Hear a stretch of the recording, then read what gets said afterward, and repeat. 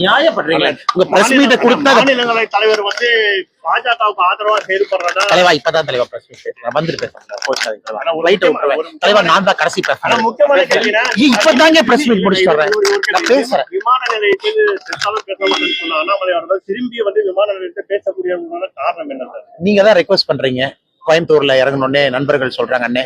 உதாரணத்துக்கு திருச்சி விமான நிலையத்துல அவங்க சொன்னாங்க அண்ணா நீங்க திருச்சிக்குள்ளேயே வராம நேரம் நாகப்பட்டினம் போறீங்க, நீங்க ஜேர்னலிஸ்ட பேசணுமே. அது நியாயமான கோரிக்கை தானே. நம்ம திருச்சி போயிட்டு நகரத்துக்குள்ளேயே போறாம விமான நிலையத்துல போகும் பொழுது ஒரு பத்திரிகை சகோதரர்கள் கேட்கும் பொழுது ஒரு இடத்துல மனசு கஷ்டமா தான் இருக்குது. நம்ம நண்பர்கள்லாம் வந்து கேட்கறாங்க, நம்ம பேசாம போனா அது தவறுதான். இதே சென்னையா இருந்தா பிரச்சனை இல்லை, அலுவலகத்துக்கு இன்னைக்கு பேசிட்டு வந்தோம். ஆனா என்னை பொறுத்த வரைக்குங்கன்னா பத்திரிகை நண்பர்களுக்கு எப்பொழுதுமே பெரிய மரியாதை கொடுக்கின்ற மனிதன் தான். திருச்சி விமான நிலையத்துல நம்ம மூஞ்சியில் அடிச்ச மாதிரி அண்ணா நான் பேச மாட்டேன்னு நம்ம போனோம்னா அவங்க கேட்பாங்க அப்படி சிட்டிக்குள்ளாச்சு பேசுங்கண்ணா. அதனாலதான் பேசுனாங்கன்னா விமான நிலையத்துல பேசக்கூடாதுன்னு எது இல்லைங்கண்ணா. காரணம் என்னன்னா விமானத்துல ஏறி இறங்கணுன்னே ஒரு கேள்வி கேட்கல, சில டைம் நம்ம அப்டேட் ஆகிறது இல்லை. மெயின் காரணம் தான். மற்றபடி உங்களை உதாசீனப்படுத்தணும், இன்சல்ட் பண்ண நோக்கல தெரியுங்கன்னா இங்க ஒரு தனி பீட்டு, ஆபீஸ்ல தனி பீட்டு, சிட்டிக்குள்ள தனி பீட். அதனால இந்த பீட்ல இருக்கக்கூடிய சகோதரர்களுடைய மனது எப்பவுமே நோவக்கூடாது அப்படிங்கிறது தெளிவா இருக்கேன். அதே நேரத்துல மல்டிபிள் இன்டர்வியூஸ் கொஞ்சம் அவாய்ட் பண்ண பெட்டர். மற்றபடி உங்களை புறக்கணிக்குங்கிற நோக்கம் கிடையாது. எல்லா இடத்துலயும் பேசுறாங்கன்னா இன்னைக்கு நீங்க கேட்டீங்க இந்த கேள்வி, நான் பதில் சொல்லிட்டு போயிடுறேன். நான் பேச ஆரம்பிச்சிட்டோம், இதையும் பேசிடுறோம். ஆனா குறிப்பாக நம்முடைய ராஜ்யசபால இருக்கக்கூடிய தலைவரை பொறுத்த வரைக்கும் எனக்கு எதிர்கட்சி நண்பர்கள் பண்ணக்கூடியது பியூர் பாலிடிக்ஸ். அவர் வந்து ஒரு விவசாயினுடைய மகன், நிறைய படித்தவர், வெஸ்ட் பெங்காலினுடைய ஆளுநராக இருந்து திறமையாக பணி செய்தவர். பாராளுமன்றத்துல பல இடத்துல அவர் இன்சல்ட் பண்ணிருக்காங்க. ஏன் ராகுல் காந்தி அவர்களே கேலி செய்யும் விதத்துல ஒரு இடத்துல நடந்திருக்கு. அதெல்லாம் நீங்க பாத்தீங்க. அவரே கூட கண்கலங்கி இருக்கிறாங்க. அதனால நீங்க 73 ஆண்டுகளாக இல்லாத ஒரு நடைமுறையை கொண்டு வர்றாங்க. நிச்சயமாக இதுவும் தோற்கடிக்கப்படும் என்கின்ற முழு நம்பிக்கை இருக்கு. எதிர்கட்சியில் இருக்கக்கூடிய எல்லா தலைவர்களுக்கும் எம்பிக்களுக்கும் ஒரு மனசாட்சி இருக்கு. மனசாட்சியோடு பார்த்தாங்கன்னா அவர் ஒருதலை பட்சமாக செயல்படவில்லை என்பது எல்லோருக்கும் தெரியும். கோச்சிக்காதீங்கன்னா கடைசி பேசஞ்சர் அனைவருக்கும் வணக்கம். சிவாய நம ஓம், சிவாய சிவ ஓம், சிவாயவ சிவோம், சிவ சிவ சிவ ஓம். சிவசிவ என்கிற தீவினையாளர், சிவசிவ என்றிட தீவினை மாளும், சிவசிவ என்றிட தேவரும் ஆகலாம், சிவசிவ என்றிட சிவகதி தானே. சிவசிவ சிவசிவ சிவசிவ சிவசிவ சிவாய நம. அருள்மிகு கைலாச வனவதீஸ்வரர் சிவாலயம். இந்த சிவாலயம் திருநெல்வேலி மாவட்டம் நாங்குநேரி தாலுகா ஆண்டான்குளத்துல அமைந்திருக்கிறது.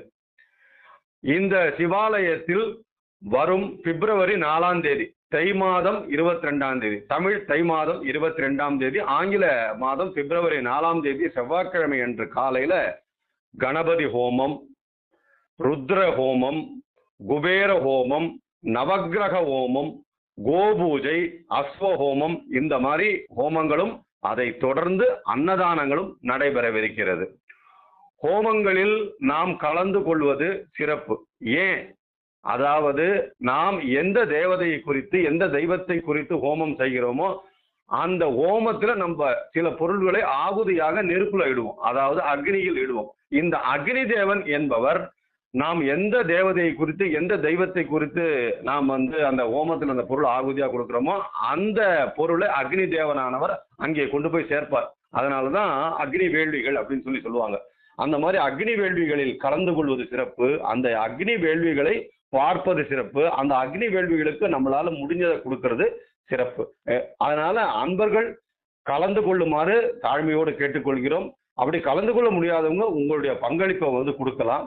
இதுல ஒரு சிறப்பான ஒரு விஷயம் என்ன அப்படின்னா, கலந்து கொள்ள முடியாத அன்பர்கள் தங்களுடைய பெயர், ராசி, நட்சத்திரம் அதை நான் சொல்ல போற இந்த வாட்ஸ்அப் நம்பருக்கு அனுப்பிட்டீங்கன்னா பிரசாதங்கள் உங்கள் வீடு தேடி வரும்.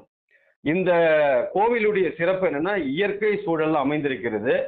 இந்த கோவிலிலே இந்த ஈஸ்வரனை மயில் வழிபடுகிறது, கருடன் வழிபடுகிறது, நாகங்களும் வழிபடுகிறது. இப்படிப்பட்ட சிறப்புக்குரிய ஒரு ஸ்தலம்.